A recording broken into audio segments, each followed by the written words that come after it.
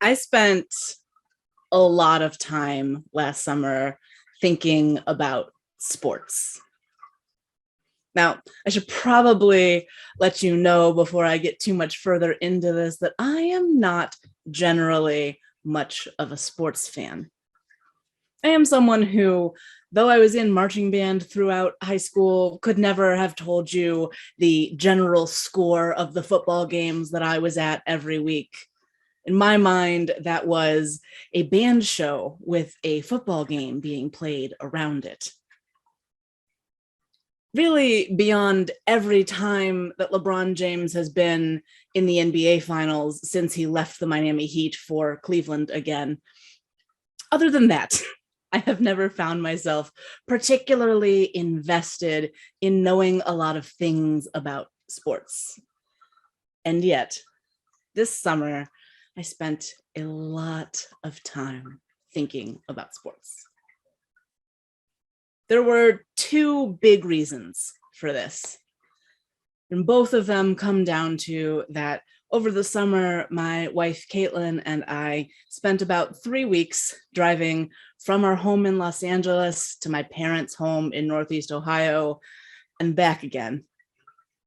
All while the only thing that you could predictably see on the television in a hotel in the evening was the Olympics. I have misgivings about the Olympics in the best of times, and well, we're all aware that these are not the best of times, but there the Olympics were, a constant companion in the best and worst of the hotel rooms we stayed in, at my parents' house and at friends' houses along the way. There was always some little bit of sports to watch and a lot of media to consume around those sports. The other big piece of thinking a lot about sports in the course of that trip is that one of the audiobooks we listened to was an essay collection by author John Green titled The Anthropocene Reviewed, Essays on a Human-Centered Planet. And as much as I am not a sports fan, John Green is. In fact, John Green, who I would primarily describe as an author, says in the book that he would primarily describe himself as a Liverpool football fan. So several chapters in this book talk about sports and how John's identity has been built in relation to, and how people build identity in relation to. And at a certain point, there came a convergence when a chapter of John's book talked about the Yips, and much of the sports news was about Simone Biles' experience of the Twisties. And I found myself thinking about the Yips, the Twisties, and overtraining syndrome, and what it meant to be coming back to church in the fall in a context where I couldn't be sure that we were going to be coming back to much of anything but the internet. Let's talk a little bit about what exactly the Yips, the Twisties, and overtraining syndrome are, and what on earth they have to do with our lives as spiritual, religious, or just engaged people. John Green describes the Yips as a sudden and unexplained loss of ability to execute certain skills in experienced athletes. Symptoms of the Yips are losing fine motor skills and psychological issues that impact on the muscle memory and decision-making of athletes, leaving them unable to perform basic skills of their sport. The Yips are particularly marked by a physical twitch in the wrist, where when a golfer or tennis player or other athlete who uses their wrists a lot goes to make a normal motion, their wrist uncontrollably twitches, and they are not able to perform that motion in the way that they expect to be able to. was originally coined for the game of golf, but is now found in a wide range of sports from baseball and tennis to basketball, darts, and even snooker. Steve Sax experienced the yips starting in his second season with the Dodgers. Steve Blass, a consistent player for the Pittsburgh Pirates from 1966 to 1972, who was even an all-star in 1972, lost his control of the ball in 1973 and quickly blew his stats, walking 84 batters in 88.2 innings. Rick Ankiel was a pitcher who had been an exemplar of great control, that is, ability to throw the ball exactly where he meant to, since his teens, and had a solid regular season during his first year with the St. Louis Cardinals. But then, in the third inning of the National League Division Series, after pitching a shutout in each of the first two innings, he allowed 4 runs on 2 hits, 4 walks, and 5 wild pitches before he was taken out of the game. He never pitched with great control again. Never. His career as a pitcher was, in fact, over. Ana Ivanovic, a Serbian tennis player who in 2008 was #1 in the world and widely considered to be an up-and-coming rival for Serena Williams, developed a twitch that severely interrupted her ability to serve and caused her to sink out of the top 20 in just 2009. The initial belief was that the yips were primarily a psychological issue, something brought on by some sort of sports trauma. But it is now thought that in a significant portion of people, the yips are primarily caused by a neurological issue called focal dystonia, which is likely caused by overuse of a certain set of muscles. The twisties are similar, but a little more specific. The twisties are a condition in gymnasts and divers, people who spin around in the air a lot as part of their sport, in which their muscle memory, which they rely on to guide the body through complicated twists and rotations, just fails, leaving the athlete lost in midair, often feeling highly disoriented and even unsure of where the ground is. Simone Biles, who is 24 and one of, if not the most decorated Olympic athletes of all time, who performs skills so far above and beyond even the normal level of danger for Olympic gymnasts that she's not allowed to do some things she can do in competition. She experienced the twisties during her vault at the Olympic trials and decided to withdraw from competition in all but very few events.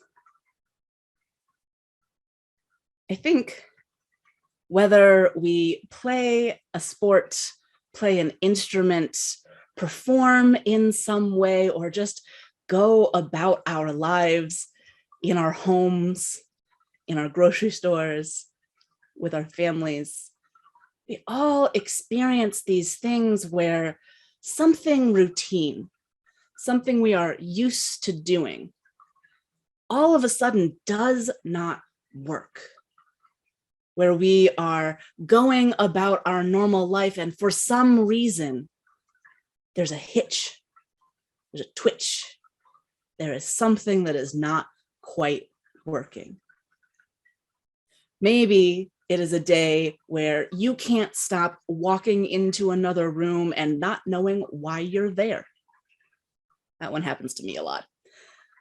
Maybe it's a day where you go to the grocery store for one thing and you come home with everything except for that one thing that you went to the grocery store for. Maybe it's a Sunday morning routine where you are used to getting up and getting yourself to a building and, oh, wait, I can't do that right now. My muscle memory fails because my routine is out of order. Maybe you are in a meeting and you are so used to the way the meeting feels with the people you've been on that committee with before, or when you're meeting in person, or when you're working on a task you've done before, but now something is different. There's a new person on the committee, or you have to have your meeting inside these little squares, or you've gotten a new task and you're just not quite sure what the approach is. And you twitch. You forget where the ground is. Maybe you don't behave like your best self because you're a little disoriented, because you don't quite know where you're gonna land when this is all over.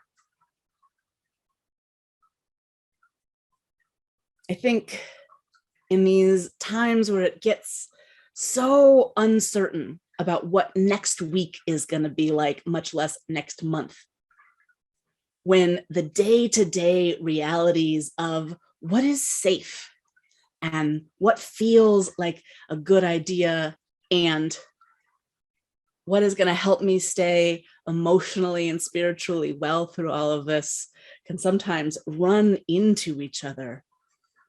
We all get a little caught up. We're used to doing things a certain way, and something in our society is twitching. Something in our culture is forgetting. Our collective muscle memory doesn't really know how to go there anymore. And sometimes, maybe, the places we were going weren't that great anyway. Before I continue that thought, I want to talk a little bit about one more sports condition that I think is related really to the experiences many of us are having right now. It's called overtraining syndrome, and you could probably just as easily call it burnout. Overtraining syndrome is when the training load overtakes the body's ability to recover. When you're working so hard to make the thing happen that you don't get enough time to rest and recuperate, and your body just stops. Symptoms of overtraining syndrome include increased heart rate, both at rest and in training, insomnia, depression, lack of appetite, anxiety, and muscle soreness. Another 24-year-old athlete, Simone Biles, a 2016 Olympic gold medalist in the 100 freestyle, failed to qualify for the final in that event at the 2021 US Olympic trials, citing overtraining syndrome. She had pushed too hard for too long, and now her body wouldn't do it anymore. I don't know that I even need to draw the parallels for you there. I think we have all experienced recently and throughout our lives doing too much and then having our body tell us that it is time to stop it. I was reading just the other day that new research suggests that humans need at least 10 hours of rest a day. At least 10 hours. And they say, I'm not telling you you should get 10 hours of rest. I'm telling you that if you don't, that those 10 hours of rest will come to get you. This is extremely familiar to me when I've worked in hospitals in particular, but really with people who are tired or feeling off their game in any way. There is often a story of, well, you know, I always just make it through. And so I go and I go and I go, and now I'm here. If you don't make time for the 10 hours, they will come and they will find you. If you train too hard, you're gonna wear yourself out. And then, will you even be able to show up when it's time to? I don't know about you, but burnout is a familiar term in my life these days. Not just what I hear from other people, but what I experience in myself. I am tired in a way that is unusual for someone my age and is unusual in my life. A lot of us are tired because we're burnt out. We've been grinding and grinding and grinding and making it happen. Maybe you notice it when you go to church meetings. If you're in a leadership position, you notice that everybody is more tired than they used to be, that nothing quite gets finished in the way it once did, that everybody is a little quicker to explode on one another. Feelings are easily hurt, or people are impatient. Maybe you notice it at work or at home. I notice it at home a lot. I notice at home far too often that I am exhausted, and being exhausted makes me snippy. It's not one of my better character traits, but it's a thing that happens to humans. We get tired. We're not meant to go at this pace, to grind against this kind of thing indefinitely. We deserve an opportunity to take a break, because our bodies and our brains get tired, and our bodies and our brains are linked, not two fully separate things, but one. John Green writes in his chapter on the yips, of course, just as anxiety can cause physiological problems can cause anxiety. For professional athletes, the yips are a threat not just to their livelihood, but also to their identity. The answer to the question, who is Anna Ivanovic, was invariably, Anna Ivanovic is a tennis player. Rick Ankiel was a pitcher, until the yips. The complicated interplay between the so-called physical and the so-called psychological reminds us that the mind-body dichotomy is overly simplistic. It's complete bullshit. The body is always deciding what the brain will think about, and the brain is all the time deciding what the body will do and feel. Our brains are made of meat. Our bodies experience thoughts.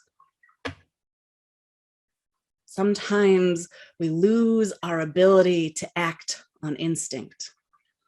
We get overwhelmed and exhausted.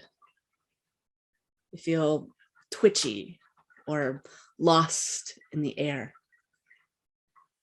We get a sense that who we are, our ideas about really the core of who we are threatened by our abrupt or gradual inability to just do the things we have understood ourselves as very capable of. I think of myself as almost infinitely capable of caring for people, of thinking about what's happening for them and stopping before I respond so that I can respond like the kind of person I think of myself as. But being overwhelmed and tired gets in the way of my ability to do that, and sometimes causes me to question if I'm as nice or good of a person as I like to think of myself as. That questioning is worth doing, but in another way, it can be really destabilizing. Really destabilizing when you sit down to write something, if you are a writer, and the words won't show up. To play something, if you are a musician, but the notes won't come out. To play a game you like, but your body won't do it. To connect with people, but your emotions are too raw to get that close. So what do you do? What do you do when You are running on instinct and going too fast, and you don't take a step back and oops, now you're injured. You've made a mistake. You've said something you didn't mean, or very literally fallen over your own 2 feet. What do?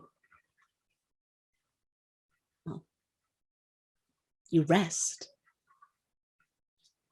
Simone Biles and Simone Manuel both noted that the practical and emotional situations of the year prior to their Olympics this past summer, plus the pressure of being young Black women who are faces of the Olympics in the United States in particular, had contributed to mental states which were at best unhelpful to their capacity to recover, and at worst causative of the brain-body disconnect they both experienced. Simone Manuel said, I had moments where I didn't even want to go to the pool because I knew it was going to be bad. It was one of those moments where I felt relief because taking time off is what I need even to get to the Olympic trials. But also it was hard because 11 weeks out from Olympic trials, you're taking 3 weeks out of the water. I wasn't doing any exercise. I went home and I spent time with my family. Simone Manuel speaks there to a real challenge that we all face when our connections, our community making, our doing our work with the groups that we like to do work with isn't working how it used to, isn't working how we expected it to, isn't going in the familiar patterns of before. You want to be able to keep pushing. You want to be able to keep making stuff happen. And sometimes you can't. And that's actually really okay. Really okay to stop and say, this isn't working. I need to take a break. John Green wrote, when we talk about sports, we almost always talk about winning as the measure of success. Vince Lombardi famously said, winning isn't everything, it's the only thing. But I'm dubious of that worldview, in sports as well as outside of them. I think a lot of the pleasure in sports is found in performing well. At first, winning is a sign that you're getting better, and then as you age, winning becomes proof that you still have it. The it being control and competence. You can't decide whether you get sick or whether people you love die or whether a tornado tears apart your house. But you can decide whether to throw a curveball or a fastball.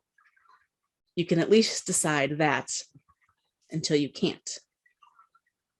But even after age or the yips steals away your control, you need not give up.